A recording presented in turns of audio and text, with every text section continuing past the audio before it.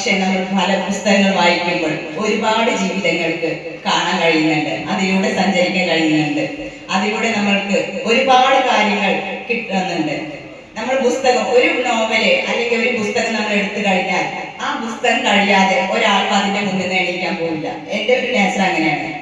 ഒരു പുസ്തകം കിട്ടിക്കഴിഞ്ഞാൽ മാക്സിമം അത് എത്രയും പെട്ടെന്ന് വായിച്ചു തീർക്കുക, അതിലെ കഥാപാത്രങ്ങൾ ഞാനായിട്ട് നിൽക്കുക. അപ്പോൾ ലഭിക്കുന്ന എന്നെ കണ്ടുകൊണ്ടാണ് ഞാൻ ഓരോ പുസ്തകങ്ങളും വായിക്കുന്നതും